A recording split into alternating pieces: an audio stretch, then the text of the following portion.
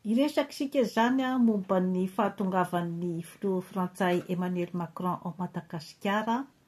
Ny zavatra fantatra aloha hatramin'izao dia hamonjy ny fivorian'ny COI izay misy mpikambana 5 Comores Réunion Madagasikara Maurice Seychelles. Io zany no atondiany ao Madagasikara ary andeha anafaka ny gadra Paul Rafanoirana izay nanao tentative de coup d'état zany anongana ny Andrajoel. Hitantsika amin'izany zany ny hoe inona ny intérêt an'ilay olona zany andeha hijery ny taninao. Moa ve ny malagasy mbe fa manomana ihany koa ny hoe inona ny intérêt-ny amin'ny fahatongavan'ny filoha frantsay Emmanuel Macron ao Madagasikara. Sa ve hoe hiandry karazana dadabe Noely, hiandry olona izay handravina ny problema misy ao Madagasikara. Izay ve zany no andraindraitsika. Fantatsika tsara fa ny filoha frantsay amin'izao fotoana izao de fa miosongosona ny toerany na eo amin'ny olona izay tantanany dia ny frantsay izany. Efa nalohan'ny presque ny akabeazan'ny tany ao Afrika izany Emmanuel Macron izany. Inona zany ny positiontsika ao Madagasikara amin'io président io. Rehefa adiadina mantsy zany ny personnalité-tsika malagasy. Moa ve hisy asahy hanao an'ireny fiesika ohatrany hoe nataony ny fiesiky ny olona tao Mali ireny hoe de mandroaka fotsiny zao ny frantsay. Tsy de tena inoky loatra aloha raha ny hoe ny tempérament malagasy zany amin'izao fotoana izao.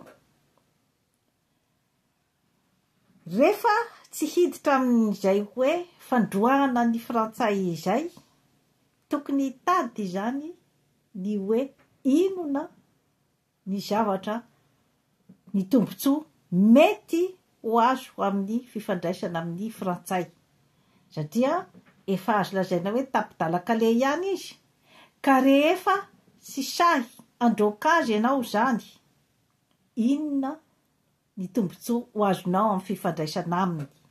Fotoanany zany zao raha ohatra ka hoe tena hanokatra an'ilay fifandraisana amin'ny frantsay isika satria efa tapidalakale izy. Ka mety ho moramora kokoa zany ny anaovan'ny malagasy négociation aminy zany amin'izay hoe etaetapon'ny malagasy dia ny fitakina ny ilzepasa izany. Inona no fiara-miasa azo atao miaraka aminy zany amin'io ilzepasa io mba hananany malagasy tsy vaky volo tombotsoa ao anatin'io fananana n'io ilzepasa io. Izay aloha zany tokony hoe efa omaniny malagasy rehetra ny atoko politika rehetra.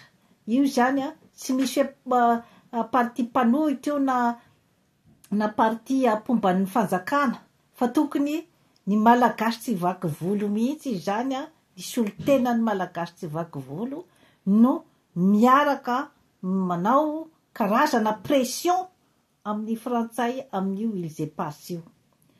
Faharoa manarakaraka an'izay dia tokony efa mipetrapetraka tsara ihany koa ny fomba iarahan'ny malagasy samy malagasy mifampitondra.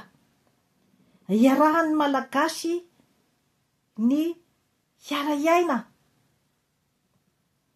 Ny malagasy tsy vaky volo tokony samy ahazo tombotsoa amin'ny fananana rehetra izay misy ao Madagasikara. Ary indrindra koa dia eo ihany koa ny tokony efa hanomanana izany ny zavatra rehetra izay tokony atolotra ny frantsay dia ny fitsinjaram-pahefana ny fédéralisme na ny ataontsika hoe décentralisation effective. Mila homanina daholo zany zavatra rehetra izany hatolotra ny frantsay mba hafahana miara-miasa aminy. Misy zany karazana pression izay hoe apetraka amin'ny olona ohatran'ireny zany amin'izao fotoana hoe efa mahatapidalaka le azy zao. Karazana hoe stratégie daholo zany zavatra zany ny ampandrosoanao ny firenenao. Rehefa tsapanao fa tsy afaka hiala amin'ilay olona ianao dia raisina ohatry ny allié izy mba hahatongavanao zany amin'ny hoe fampandrosoana ny firenenao. Amiko aloha zany de zavatra ohatran'izany, izany hoe efa manomana stratégie, manomana latabatra boribory zany ny firenena malagasy iray manontolo hiaraka hidinika amin'ny frantsay ny fomba izay hampandrosoany ny fireneny ary ny hoe mba samy mahazo tombontsoa daholo na ny frantsay na ny firenena izay tonga manao investissement ao Madagasikara na ny malagasy rehetra tsy vaky volo dia mitovy daholo izany ny tombontsoa ho azo rehefa vita izany ny fifampirarahana rehetra.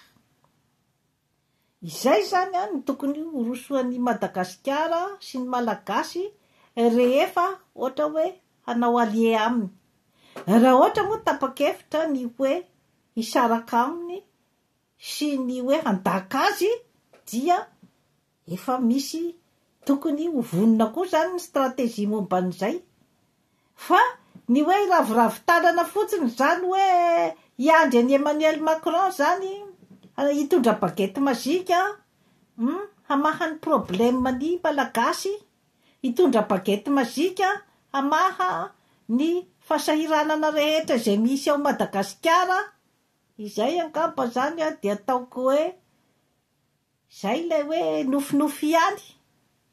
Fa befa tokony handray responsabilité ny mpitondra rehetra sy ny malagasy, ny antoko politika rehetra tsy akanavaka izany mba hiara hidinika aminy an'izay karazana olana izay. Izay angamba no azoko lazaina zany amin'ny fahatongavan'ny filoha Emmanuel Macron ao Madagasikara. Veloma tompoko.